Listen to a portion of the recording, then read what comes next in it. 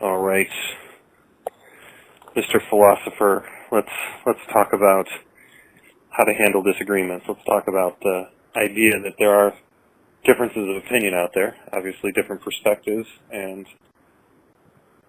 many people claim tolerance is the greatest good and the highest ideal in our American society, and if we can tolerate different views, then that's a good thing. But often I feel like they don't. A person who says that doesn't really mean it.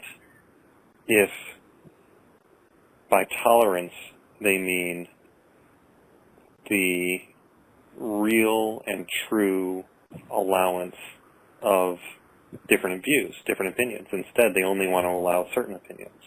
And tolerance doesn't extend to people that they've deemed to be dangerous.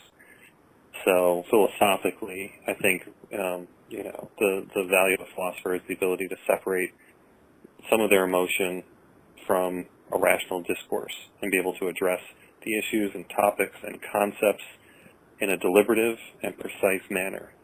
What do you say? What say you? I think this is a big issue today. Part of it is something maybe that's been common for a long time in history, where maybe we just don't think in depth enough about our own ideas, the assumptions that we're making. But especially nowadays, living in the age of images, we're so impacted by the images around us, and there's just so much information that it can even be overwhelming. And so sometimes it's hard to even enter into investigating things in greater depth and thinking about the bigger issues of life, the bigger questions, and some of the most important issues we're dealing with as a society. But then when we do start going that route, it is very easy to get into squabbles and just trying to get your way, and often not hearing out the other person. And tolerance can often end up being used as a way of trying to quickly get people to your side, saying, well, you over there aren't being tolerant enough. You need to be more open. And of course, it's often thought or used in a way that's, well, you need to be more open to my view, but maybe not necessarily hearing out other ideas that maybe aren't as popular, or things that some of the cultural leaders aren't as willing to entertain. So when we think about the real nature of tolerance, it's often used in more of a relativistic sense, where the thought is we have to treat all views equally, never say I'm right, you're wrong. That's often the currently popular way of thinking about that kind of understanding of tolerance. I guess you'd want to ask, even first and foremost, does that even square with what anyone even recognizes about reality? Like, trying to think of a couple different ideas. I mean, you could think about moral issues or some other kind of issue. You could have someone say, well, I think it's a really good thing to be kind to your neighbor. But then you have the terrorist who goes around trying to murder a bunch of people. Well, these different ideas about how to treat others certainly aren't the same. They're contrary to one another, and it seems pretty evident that they're not equally good kinds of ideas. If all ideas were equally good, I don't know if anyone would even be put in jail. And what would happen to society then? So that seems at least like one significant problem with this way we often think about it. I want to go back to something you said earlier. You used the phrase "the age of images," which I think based on some of our previous conversations, I understand what you're saying, but for our listeners who may have heard that and piqued their ears and piqued their interest a little bit, what do you mean by the age of images? Well, for a long time, most communication took place through words. Certainly for a long time through the spoken word, then the written word became quite significant. But in more relatively recent times, it's really images that have taken on that role of being the primary way that we communicate. And there's just a large amount of hours spent on watching television or being impacted by other images, whether it's on the computer screen or billboards, magazines. And that has an effect on us. It affects us in different ways. I think one of the most significant is that it has that tendency to bypass our minds, our reason, our ability to think about things. It's just something that you recognize the image, and then, in a sense, like with other muscles, that ability to reason well and that even habit and skill to do so just isn't utilized as much. And so it's easier to go along with certain things, certain impressions, without really stepping back and rethinking, well, what kind of ideas are being conveyed in this movie, or whether it was something I saw searching through the internet that affected me in a certain way. You kind of go along with things without stepping back to think through it, and then never really go to a deeper level in your understanding. And there's so much out there too, with the internet and television and just so much information and in our globalized world now. And so you have all this coming to you, and again, it can be overwhelming, and so people are trying to get you into their thing, their show, their station. So how do they do that? Well, they try to make it catchier or sensationalistic. And so you have this kind of drive to use things that really don't require as much of you in the way of effort or serious thought. So it kind of draws you in, but again, then doesn't really encourage or stimulate us to step back and think about things more. And then again, it's easier to go along with whatever is being most impressed upon us by the culture, by perhaps who has a lot of money to put things out there in that format,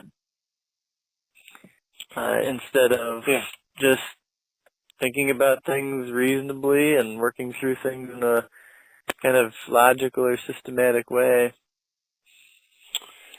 Yeah, I mean, I think that this definitely intersects media. I find that often when talking with other people, I'm struck by how the source of their information determines the content of their opinions to a large extent. And it's simply a matter of if you're being fed a certain line or agenda or narrative from a certain source, you're probably going to be steeped in that view and accept it. Mostly, generally, you're going to accept the thrust of what they're saying, even unthinkingly go along with what they've said. You're going to buy into so many assumptions and presuppositions before you even get to facts and data and evidence, so much so that any facts can be used to support a certain position. They can manipulate the facts in order to support a certain position. So there's definitely a media component to it. But I find that also what you're saying is just like, so there's that side of it with media, but also we live in a society, a world where literacy has increased, and yet people don't read thoroughly. I don't know how else to put it, but we can read signs, we can read taglines, we can read Nike, just do it, McDonald's, I'm loving it. We can read at a third grade level, and a lot of people can read at a third grade level, but most people can't read at a level that's critical thinking, that requires critical thinking. They can't read and analyze what they're reading critically. I think this is a very deep deficit in our society. In a podcast recently, William Lane Craig, who's one of our favorite philosophers, was talking about a conversation he had with Kevin Sharp at the University of Ohio State, the Ohio State University. And in this conversation, he said, well, their debate, when they transcribed it, he went back and reread the transcript twice because the audio, it's on YouTube. We can link to it in the description. We'll post it somewhere else. But you'll see, if you watch this debate, watching it, you get one impression. Reading the transcript, you get something else entirely. And you miss things in the video that you would be able to see, be able to understand when reading the transcript. But at the same time, in describing the transcript, they pointed out that on occasion, William Lane Craig was addressing the moderator. But the only way you would know that he did that isn't based on the transcript, but the video, because the direction of his voice and his face was pointed at the moderator, not Kevin Sharp. But based on the transcript, you could have thought that Craig was saying something to Sharp. So again, even the transcript misses intonation, body language, context often. So while it's beneficial to have the transcript, the visual medium is richer than the auditory or even written medium by itself. Often with a written medium, it requires the reader to imagine the context and interpret the words that are written on a page. Where we give ourselves over to a compelling director who can put together a movie that tells a story with great visuals and lines that are delivered by characters in a way that is meant to kind of, it has to be a more blunt instrument to pound home whatever story is being told. And that's why you tend to get a flattened view of the world when you deal with a lot of movies. Sure. Yeah, I think that's a good point, and that's a challenge of taking something that was initially delivered more like a discussion or a debate in person, and then transcribing it. It's like if you're just writing a book or a story, that's one of the challenges for the author to try to not only discuss the ideas or write the story, but do so in a way that does convey who's saying what, how they're saying it, things like that. And so in that example, that discussion or debate, in a way it could help to have both. But that's where, once again, thinking about the age of images, it's often harder for people to go back and read the whole transcript, because to sit there and really think through, to reason through, to follow through an argument in more depth, that's when you think of literacy rates, like you pointed out, a lot of people can read on a certain level, but when it goes beyond that, after you get into something, even a lengthy paragraph with a more well-developed argument, it tends to lose us. And then we run on to the next thing that maybe is interesting on some level or entertaining, but doesn't challenge us to think in more depth. So you may have something that is gripping at a certain level, and maybe someone might be very good at stigmatizing the other side, or maybe even ridiculing in some cases, and kind of winning the audience over using these other kinds of emotional appeals. But if you have to actually go back and really look at the specific points made and the arguments as they're developed, that could really lead you to a different conclusion than if you're just going along with the more emotional appeals. Yeah, the debate, there was an Australian debate between William Lane Craig and Lawrence Krauss, And Krauss was so annoying and, you know, I want to say vindictive, but it wasn't necessarily vengeful, but he was lashing out at religion and Christianity like Hitchens did sometimes, but, you know, it can sound intelligent and compelling to attack these straw men at times, or these you know, these people, we'll call them avatars of institutionalized whatever religion, power, and stuff like that. And the way they talk makes it sound like they're making good points, but they're often not. To drive this point home even further along the lines of what you're saying, it's one thing to say literacy rates are such that many people you know, large portions of the population who can read don't read at the depth required to handle these arguments, generally speaking. But let's drive that point further. Even the academics, the so-called intellectuals, often parse through academic journals and books in order to find certain citations and facts that they can memorize and regurgitate without thinking through the logical implications of what they're reading and understanding the progression of thought from section to section. And these are people that could write books on their own possibly, but I don't think that they have an integrated, whole, comprehensive worldview that puts these pieces together in their mind. There's a lot of holes in their thinking, in my opinion. I want to be, you know, from an academic standpoint, we like to be more neutral, but I listen to some of these people think. What I mean is I listen to them talk, and I'm inferring what they thought that led them to say these things, and I don't believe they've thoroughly thought through what they're saying.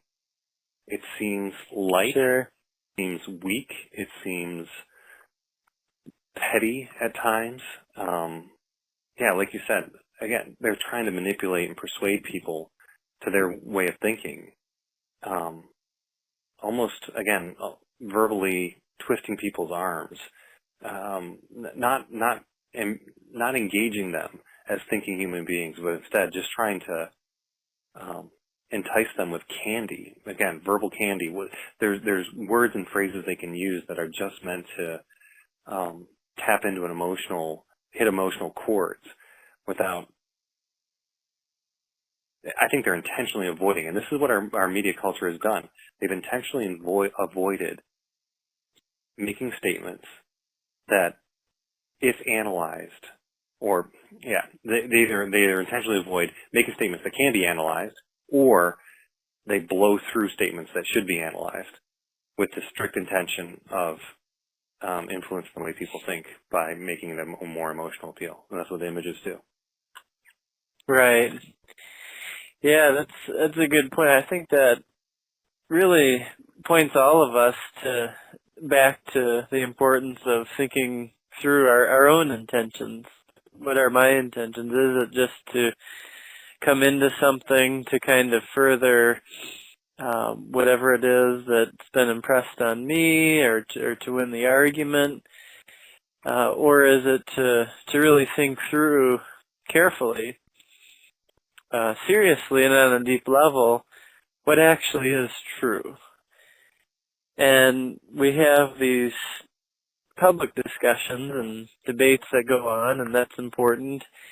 But at the end of the day, we all have to go home and really think carefully about what is the truth of the matter about these biggest, most important matters of life. And if we're mistaken about that can have significant implications.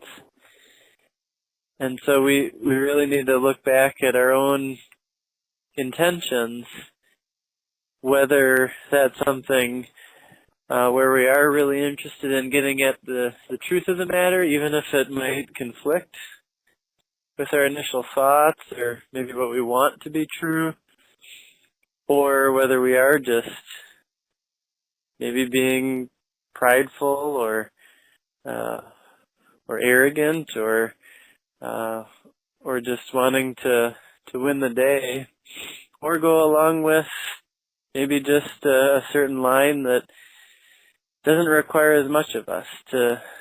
Maybe we're being too lazy in our own thinking.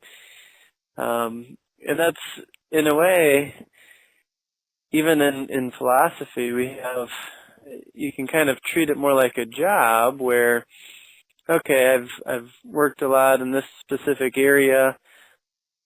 I've heard a lot of arguments about this issue, and I can tell you a lot about it.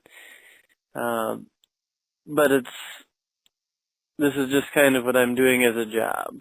And then I go on with the rest of my life, or it can be treated more as a way of life, where I think that's more of what the earlier original philosophers would do in ancient times, or other great teachers through history.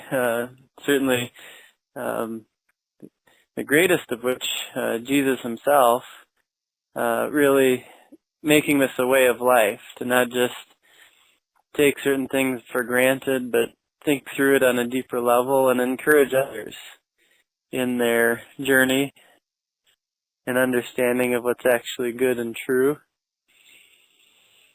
And I think that's a good encouragement for all of us to do that. Right. I agree. And to have that willingness to step back and rethink our own opinions, even if it may be initially uncomfortable. Right. I think that openness is important. I think just because people have strong opinions, myself or anyone else, doesn't mean that we ruled out the possibility of being wrong simply because it's a strong opinion. I think that what I rely on isn't just that my opinion is strongly held, but that it is true and it's based on reality. Apart from that, my opinions don't matter. They're chaff. They're a waste. I think that we'll have to come back to this idea of what is truth and really break that apart more in another podcast. But I would like to maybe end with a verse from 2 Corinthians chapter 10, verses 3 through 5. It says, the Apostle Paul writes, "For though we live in the flesh, we do not wage war according to the flesh. The weapons we use are not weapons of our warfare, are not the weapons of the world. Instead, they have the divine power to demolish strongholds. We tear down arguments and every presumption set up against the knowledge of God, and we take captive every thought to make it obedient to Christ." I think that's our charge. That's a very good reminder. And I think that really does give us a key, too, as to how to make some progress and come together, even on some of the most significant and even sometimes contentious issues. If we go this route, then going after what's true, taking down what's false, can be a project that we all have before us and we're working together on.